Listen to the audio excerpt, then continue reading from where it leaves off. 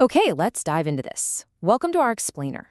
Today we're going to unpack a truly fascinating mathematical mystery that is literally hiding in plain sight. It's a puzzle that's all about consecutive numbers.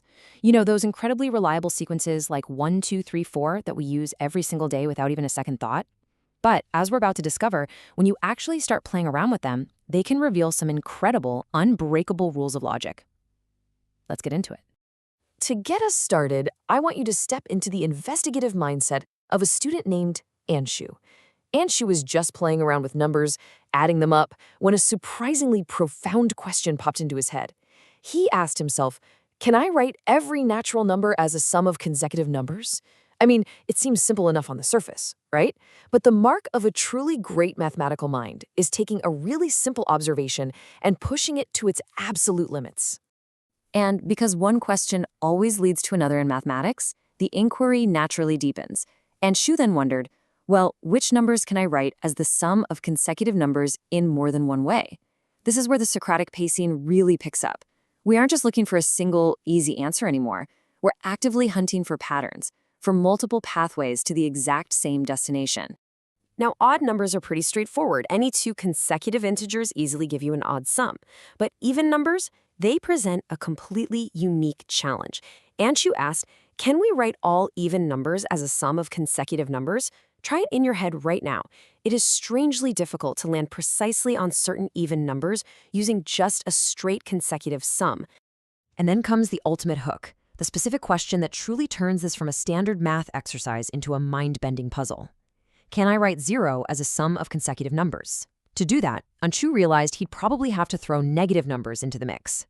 And once you cross that 0 barrier and bring in negatives, the entire landscape changes.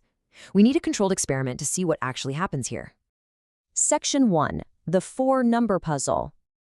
Okay, so here are the rules for our little mathematical sandbox.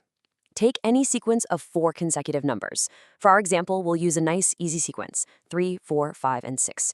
Your task is to simply place a plus or a minus sign into the spaces between those numbers. You can make them all pluses, all minuses, or absolutely any combination of the two. We're just mixing up the operators to see exactly what kind of numbers we can generate. If you sit down and systematically map this out, changing just one sign at a time, you'll reveal that there are exactly 8 different mathematical combinations possible when we swap those plus and minus signs for our 4 numbers. Not 7, not 9, exactly 8 unique expressions. Now, what's really interesting about this is what happens when the plot thickens and we actually compute the math. Look at the calculated answers on the right side. If we do 3 plus 4 minus 5 plus 6, we get 8. If we change them all to minus, 3 minus 4 minus 5 minus 6, we end up all the way down at negative 12. And there are 6 other results floating in between. Look closely at those final numbers, because there is a ghost in the machine here. Section 2, the even parity mystery. Here is the massive hint we've been looking for. Check if anyone got an odd number. If you look at all 8 of those results, an incredible fact emerges.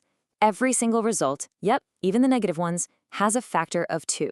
8 is even. Negative 12 is even. Try this with literally any 4 consecutive numbers, and you will never, ever produce an odd number. No way, right?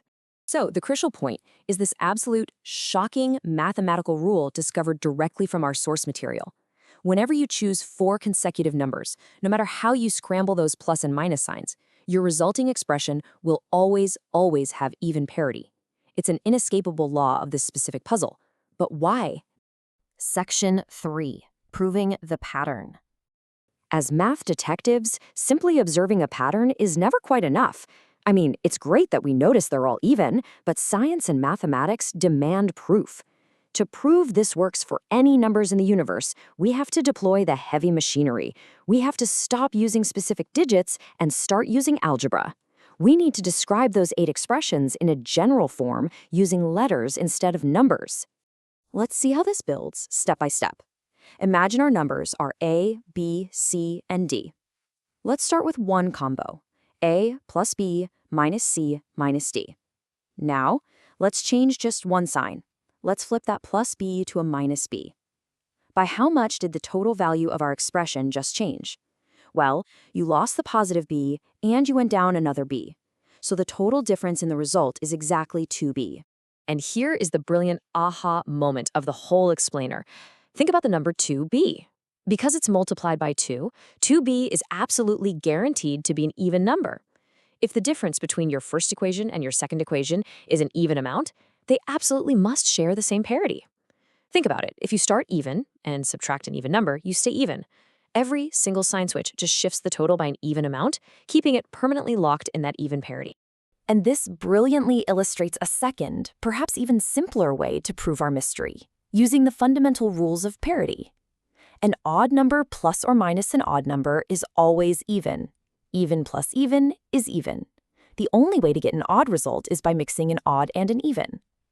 By extending this exact logic through combinations of our variables a, b, c, and d, the source mathematically proves that the parity simply cannot shift to odd when manipulating these 4 consecutive slots.